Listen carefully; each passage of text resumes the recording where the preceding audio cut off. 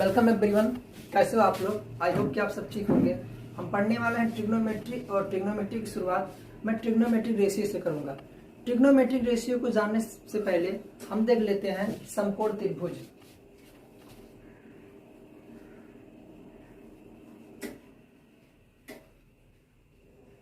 ये हमारा समकोण त्रिभुज है, इसे नाम दे देते हैं ये बी सी। ये हमारा थीटा और ये हमारा समकोण त्रिभुज 90 अंश का। याद रखना कि समकोण त्रिभुज में के सामने वाली भुजा, समकोण त्रिभुज के सामने वाली भुजा यानी कि ये हमेशा क्या होता है? कर्ण, यानी कि इंग्लिश में होता है हाइपोटेन्यूस। और थीटा के सामने वाली भुजा हमेशा हमारा होता है लंब, इंग्लिश में होता है परपेंडिकुलर।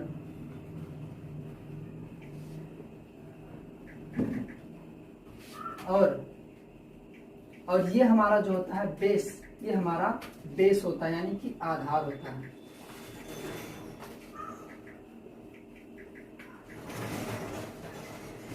ट्रिग्नोमेट्रिक रेशियो, उसके बाद हम देखते हैं ट्रिग्नोमेट्रिक रेशियो हिंदी होता है हमारा त्रिकोणमितीय अनुपात।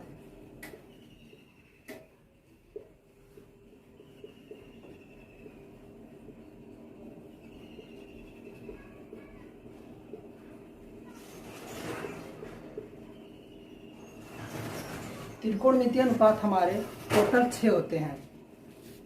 पहला होता है हमारा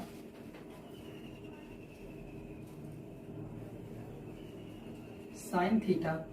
साइन थीटा बराबर होता है लंब बटा कर्ण।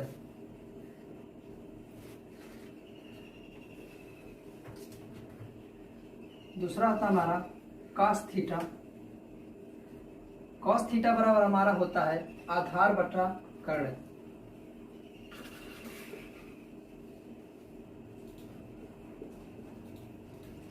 तीसरा होता है हमारा टेन थीटा, और टेन थीटा बराबर हमारा होता है लंब बटा आधार। लंब हमारा ये है और आधार हमारा ये है।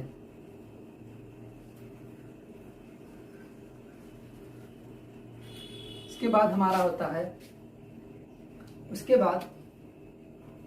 होता है चौथा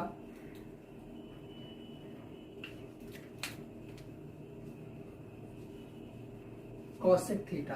कोसेक थीटा बराबर हमारा होता है, याद रखिए, जो साइन थीटा होता है इसका उल्टा हो जाता है। इसलिए साइन थीटा बराबर हमारा लंब बटे कर्ण होता है, तो कोसेक थीटा बराबर हमारा क्या होता है? कर्ण बटा लंब।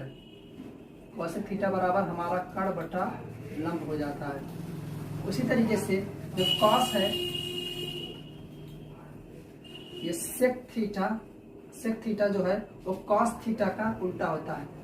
कॉस थीटा बराबर आधार बटे कर्ण है, तो सेक थीटा बराबर हमारा कर्ण बटा आधार हो जाता है। यहां तक समझ में आया? उसी के साथ छठा देखते हैं, तो हमारा होता है कॉट थीटा। कॉट थीटा बराबर हमारा क्या होता है? टेन थीटा बराबर लंब बटा आधार होता है, तो कॉट थीटा हमारा इसी का उल्टा होता है। कॉट थीटा बराबर हमारा हो जाएगा आधार बटा लंब। कॉट थीटा बराबर आधार बटा लंब। ये सारे फार्मूलाज हैं, इसे याद होना आपको कंपलसरी है।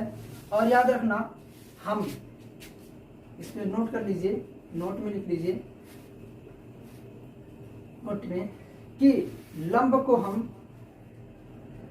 को हम यल से भी रिप्रेजेंट कर सकते हैं, या फिर हम पी है तो पी परपेंडिकुलर होता है, इसे हम पी से भी रिप्रेजेंट कर सकते हैं। यानी कि लंब को हम यल भी लिख सकते हैं और पी भी लिख सकते हैं, या फिर लंब लिख सकते हैं। उसी तरह से हम आधार को रिप्रेजेंट करने के लिए हम पी का यूज भी कर सकते हैं, या फिर हम पी से बेस से भी लिख सकते हैं, और या फिर ये लिख सकते हैं। उसी तरीके से कर्ण को हम के से भी लिख सकते हैं, और या फिर हम इसे यच से भी लिख सकते हैं। ये कभी कभी कोई एजुकेटर जब पढ़ाते हैं तो कोई ये यूज कर सकता है, कोई पी कर सकता है, कोई लंब लिखता है। ये सिर्फ समझने के लिए है। इसके बाद में हम देखते हैं कुछ नेक्स्ट फार्मूलाज, जिसे आप नोट करते चलिए। याद रखिए, जब भी आप इसे पढ़ें आप इसे नोट करते हुए चले, ठीक है? अब हम देख लेते हैं कुछ और फार्मूलेस। ये बेसिक फार्मूलास था, अब हम कुछ और फार्मूलेस देखते हैं। त्रिकोणमितीय अनुपात में पारस्परिक संबंध, इसमें से रिलेशन हमारा ये है कि जो साइन थीटा होता है, जो साइन थीटा है होता है वो कॉसेक थीटा का रेसिप्रोकल यानी कि व्युत्क्रम होता है। इसे हम कह सकते हैं साइन थीटा बराबर हमारा होता है 1 कॉसेक थीटा। उसी के बाद हमारा होता है कॉसेक थीटा बराबर 1 होता है sine theta. Sign theta into cosec theta बराबर हमारा होता है 1।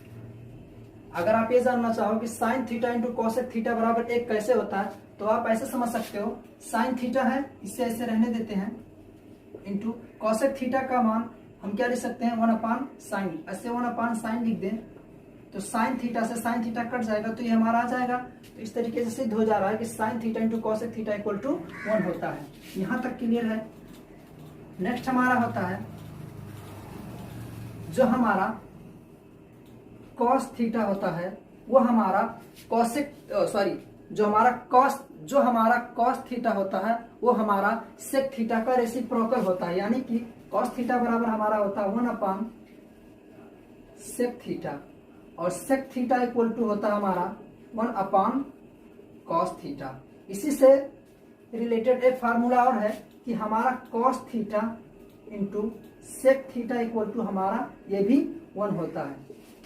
अगर इसे भी आप समझना चाहो तो कॉस थीटा को ऐसे रहने देते हैं, अरे हाँ या ना, सेक थीटा को हम लिख सकते हैं 1 कॉस थीटा, कॉस थीटा से कॉस थीटा कट जाएगा तो हमारे पास क्या आ जाएगा 1। इस तरीके से हमारा सिद्ध हो जा रहा है कि cos theta into sec theta equal to 1 ही होता है।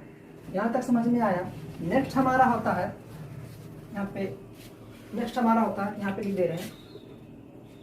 नेक्स्ट हमारा होता है टेन थीटा हमारा कॉट थीटा का रेसिप्रोकल होता है, यानी कि 1 होता है कॉट थीटा। टेन थीटा का एक फार्मूला और होता है, कि टेन थीटा को हम sine theta upon cos theta भी लिख सकते हैं।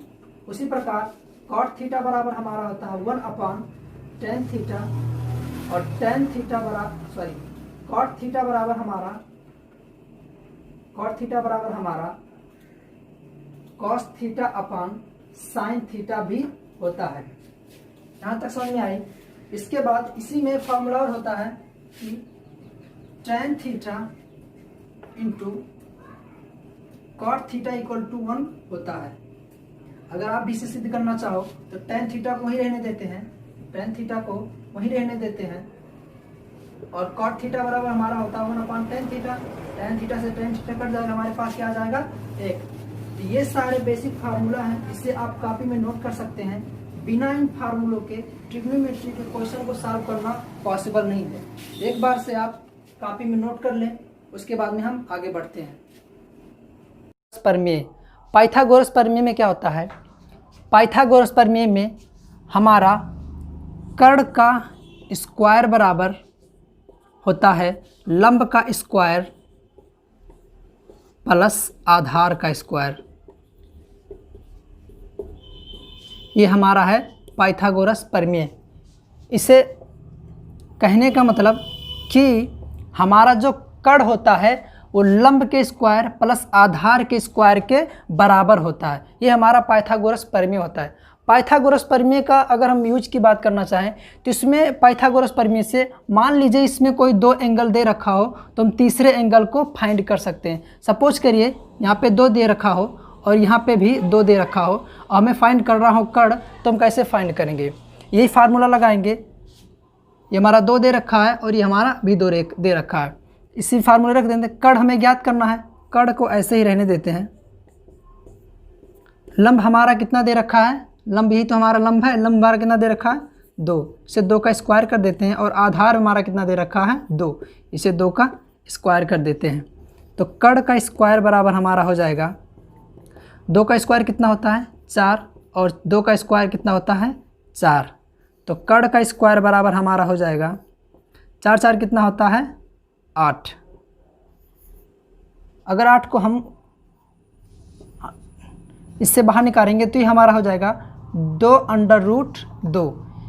ठीक है, 8 को जब हम सॉल्व करेंगे तो हमारे पास आ जाएगा 2√2। इस तरीके से कर्ण का मान हमारा आ गया 2√2। यहाँ तक समझ आया। हम पाइथागोरस प्रमेय का प्रयोग कोई दो एंगल दिया हो तो तीसरे एंगल को फाइंड करने के लिए यूज करते हैं।